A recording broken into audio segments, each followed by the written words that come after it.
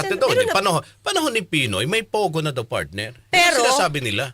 Pero, oo. May ganito? mga, oo. Ganito ba ang nangyayari? Kadami. Well, dumami lang nung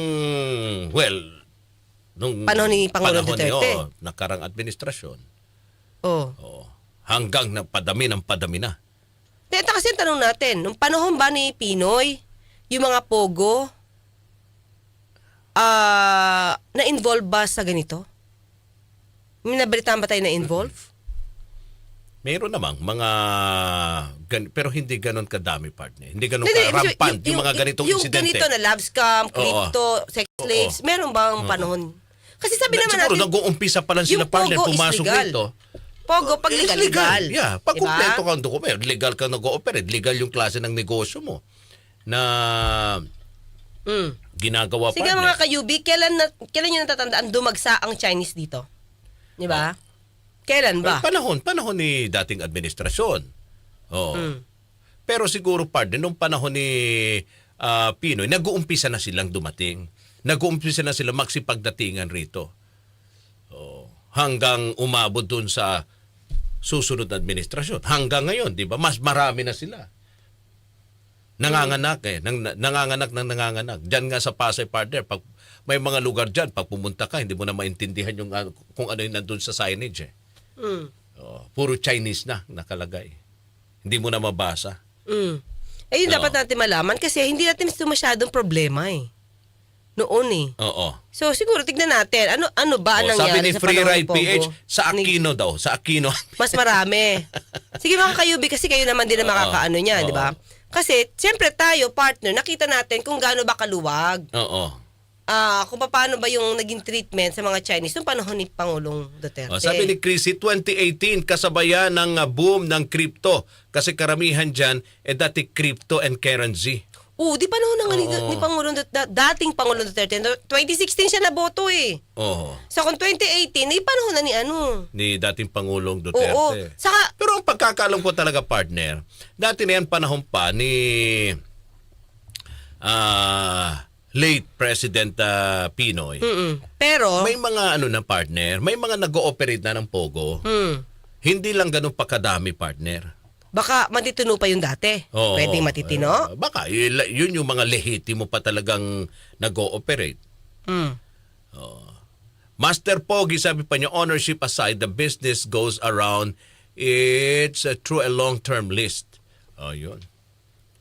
No. So, well, ngayon lang, partner, mas lalong dumami sila. Baka kasi naabuso. Baka naman nung mga dating panahon, dapat stricto kasi. Di ba? Naabuso yan, partner, dahil meron ding mga rito sa atin. Yun ang nakakalungkot May mga nagpaabuso din, partner. Oo nga diba? Parang... Kasi kung iyong mapapansin, partner, dito sa ginagawang investigasyon, lumalabas, partner, ang lahat na Kung bakit sila dumami, paano sila nakapasok rito at naging Filipino citizen pa. Oo nga. Yun na marami sa gobyerno ang nag-start, marami sa mga taga-gobyerno talaga, yung parang sila yung nagbigay daan. Correct. Para itong mga taga-pogo na to, umabuso. Kasi ginagawa nyo ng paraan, yung hindi dapat gawa ng paraan. Correct.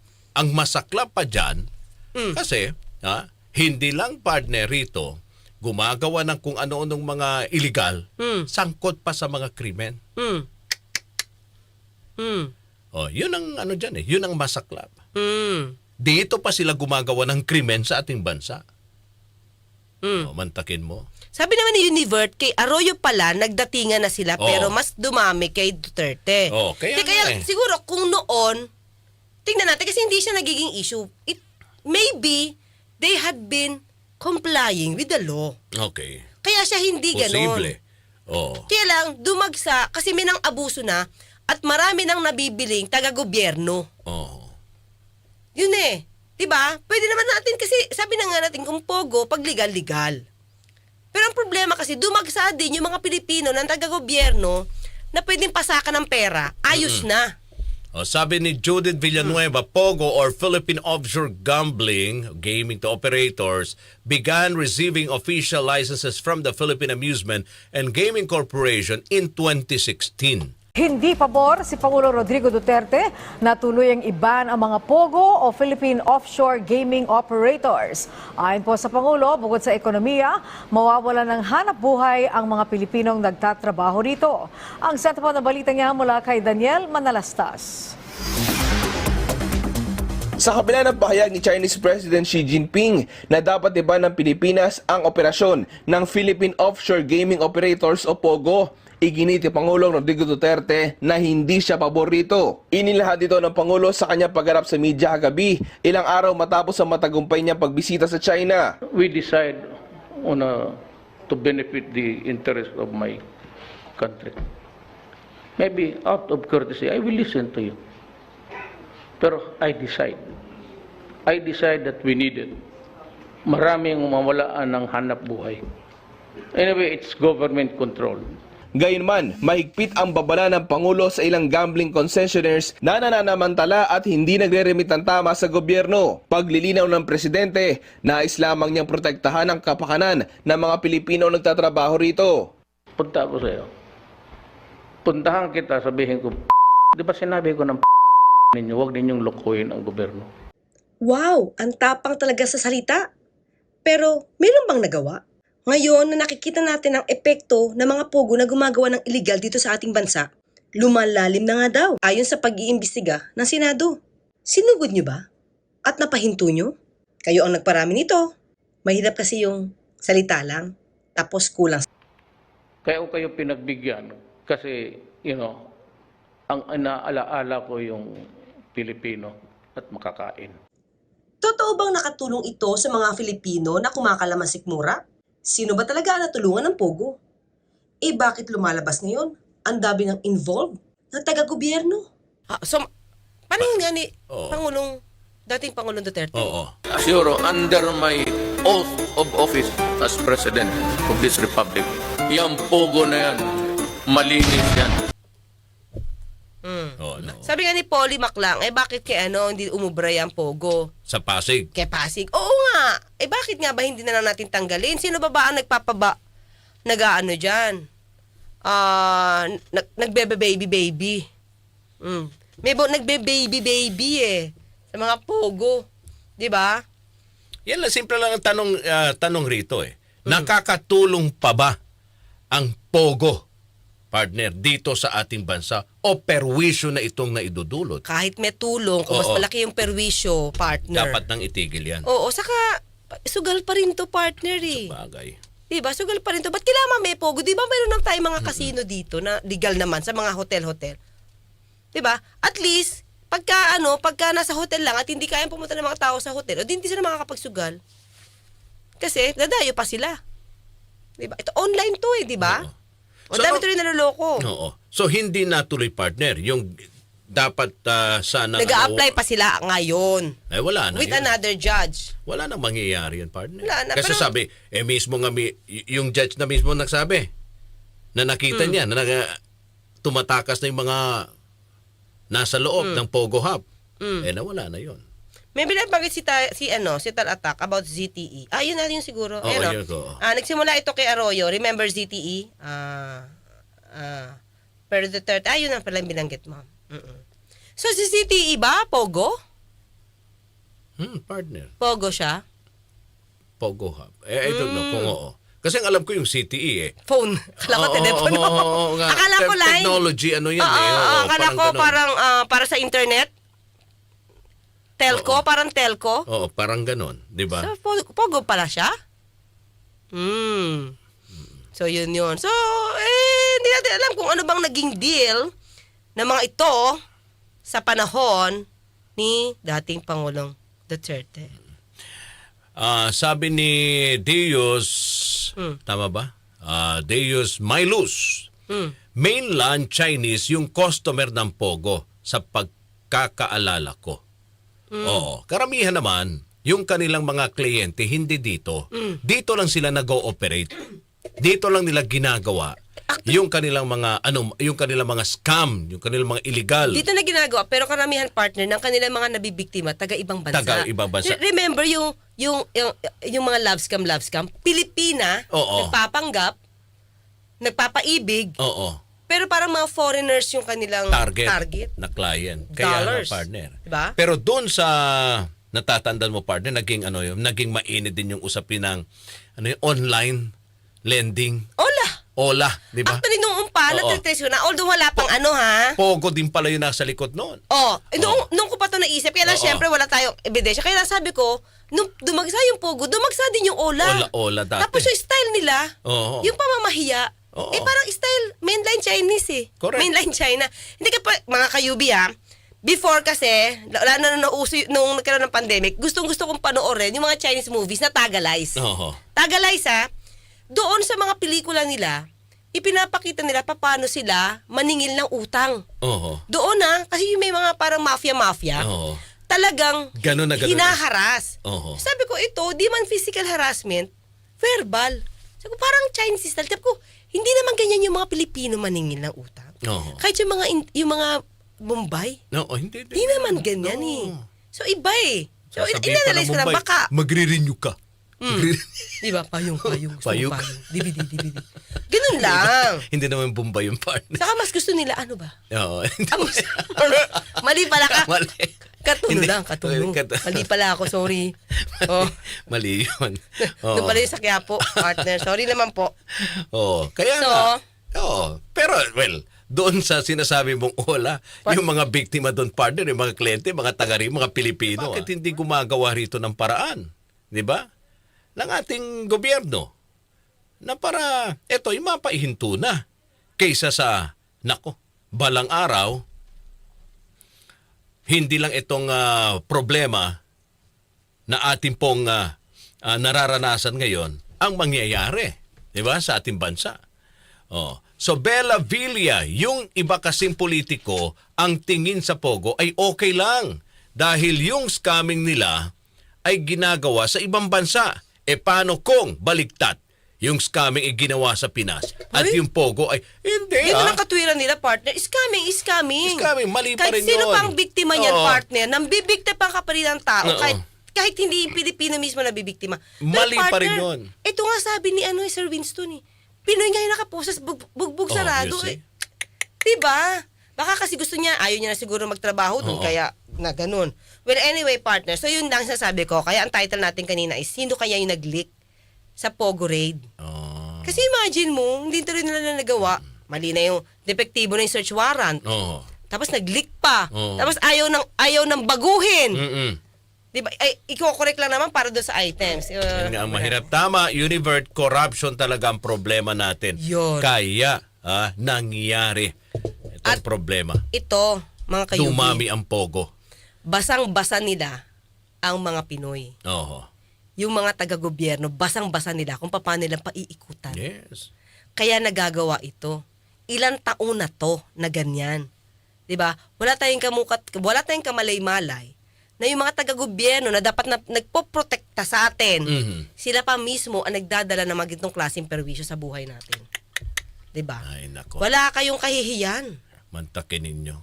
Pera lang yan, hindi nyo naman madadala yan sa langit, mga taga-gobyerno. Pati sa gobyerno kayo pinapasukan. Diba? sa gobyerno partner, nandyan na sila. You are all embarrassment Oo. to this country, partner. Pati Nakakahiya Sa sila. gobyerno, nandyan na sila. Mm, So, hihintayin pa ba natin mm. na Kaya partner? nga, diba? Na sila na? Saka ito lang i-analyze mo, diba? Oo. Chinese mainland.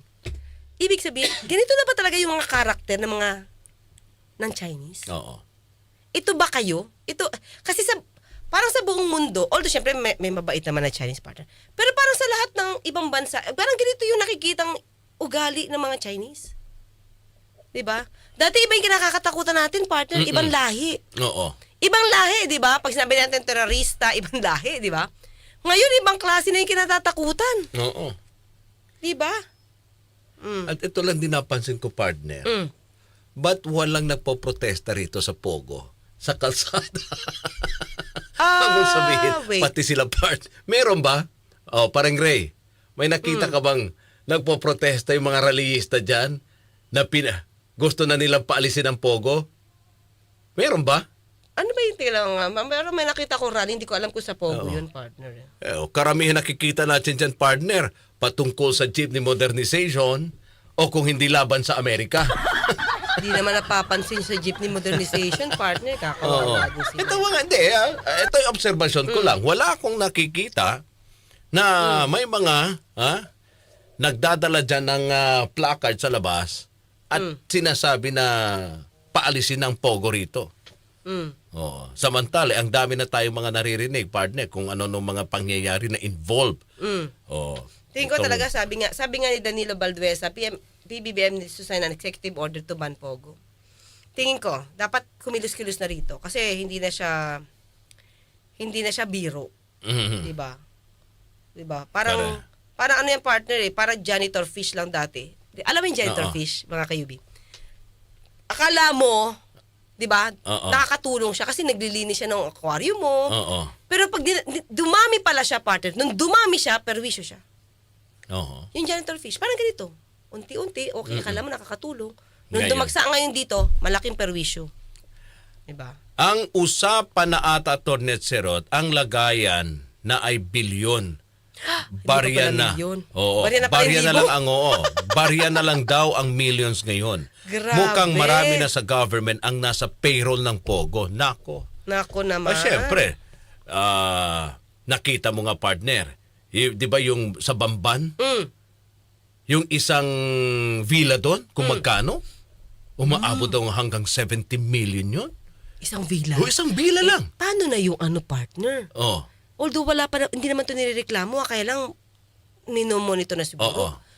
Yung Pogo, sa Pogo Island, Cavite, yung dating Island Cove, na pag-aari nila Romulia. Remulla. Pero sabi nila, wala naman silang hand doon kasi binenta na nila yan. Oo. Pero pag nakita mo, aerial view nun, partner, ang laki. Oo.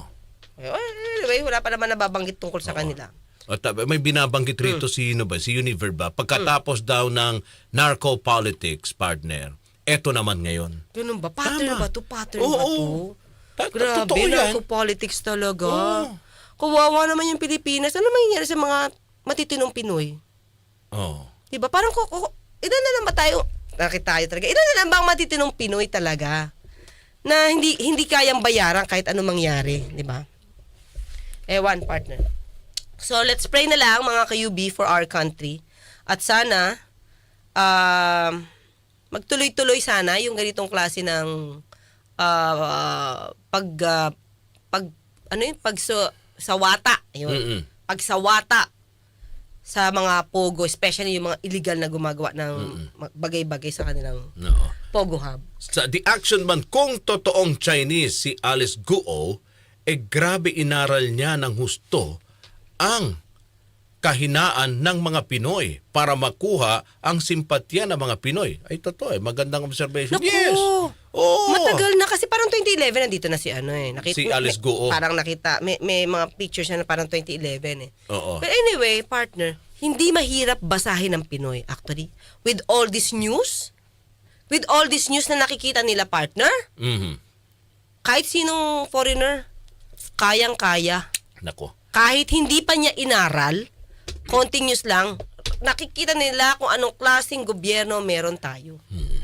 'Di ba? So sana sa panahon ng PBBM 2024 pa lang naman, kung ano man na nangyari sa mga nakaraang panahon, sana malinis naman pa. Oo. Hindi ko masasabing completely.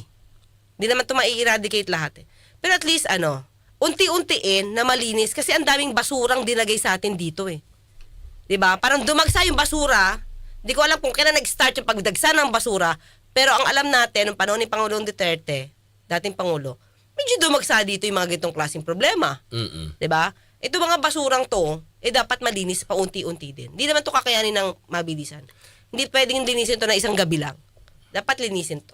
Sabi ni Pop Cielego, partner, sa Perpetua Las Piñas daw, nagdami ng Chinese ang ginagawa nila. Nagbabayad sila para mabigyan sila Ng diploma? ng grade at kahit anong course Kaya Grabe kaya nila naman. pumasa kasi nagbabayad sila. Tapos wala silang alam ni Oo. magsalita ng Pilipino or English, hindi nila alam. Kasi, kaya ngayon din magtataka ka partner eh. Ito nga partner. Ito ha, nag-a-apply ng lisensya ha. Oo. Ito, may nagkwento lang sa akin to, Filipino-Chinese naman. Siyempre siya marunong siya, nag-apply siya, nakasabay yata niya Chinese. Yung Chinese na yon, hindi marunong mag-Tagalog, hindi rin marunong mag-English, Chinese lang. talaga. So, siya, ang alam niya kasi is para Mandarin, pero more on Fukien. Hindi niya ma-explain kung ano yun. Hindi niya rin ma-explain masyado doon sa Chinese. Oo. Tapos, sinasabi dito kung pure Pilipino ka. Chinese speaking ha, partner, Oo. hindi marunong mag-Tagalog, hindi marunong mag-English. Pero sinasabi Nilagay niya Pilipino siya. Oh. Oh, nakalusot yun ha. Oh, di may driver's license na. My gosh. Yun. Terrible. Alam mo, mahiya naman talaga. Ito please lang. Kayo mga nasa taga-gobyerno, kung hindi nyo kayang tumino at kakailanganin nyo lang mag-kickback, wag na kayo. Wag na kayo dyan kasi parang puro pera na lang ang gusto nyo mangyari dyan. Maawa naman kayo sa bansang Pilipinas. Alam nyo, parang yung niyuyurakan, partner. Niyuyurakan nyo na yung bansa. Isipin nyo naman, masakit sa puso, partner, na taga-gobyerno ang gumagawa ng ganitong klaseng anomalya. Sabi ni Tay Amig, paano hindi mabasa ng Chinese ang kultura ng Pinoy? 9th century AD pa Tang Dynasty, nag-start na ang trading natin sa kanila. Sa bagay, tama. Iba kasi tayo, Amik, yung yung mainland. tama. Iba yung mainland, Oo. ha? Yung Filipino-Chinese, matututo yan talaga dito. Oo. Partner. Hindi, di ba? At saka partner, dito Ako na sila lumaki. pati may korupsyon. Oo. Tingin ko, partner, mga kayubi, tingin ko hindi naman ganun kagrabe ang korupsyon nung unang panahon. Kasi may Oo. mga bayani pa tayong nakikipaglaban para sa bansa natin eh. Sumobra lang talaga ang ibang mga taga-gobyerno, sobrang ganid sa pera, ganid sa kayamanan.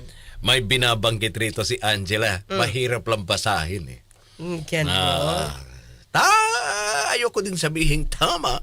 Pero sabi again, ulitin ko lang sabi ni Senator Sherwin, at talagang yan naman talagang nangyayari, na hawak na partner ang lahat. Di ba? Yes. Paano yon? Delikado. Kasi kung gusto, May paraan. may paraan. Etong mga nangyayari partner, ha? Hindi pa ba rito umaalma? Hindi pa ba tayo naaalarma? Hindi siya ka-partner. Mapapansin mo, Gobyerno. bakit ngayon madami ang nare-raid na pogo? Kasi talagang ginagawa ng paraan. Noon, Hindi. okay lang. Kasi kumikita, okay lang. Parang ganon eh. So, hanggang bukas magkita at magkarinigan tayo. Ako po sa Atty. Claire Castro. At thank you sa Atty. Claire and Friends. Yun. Friends, di ba?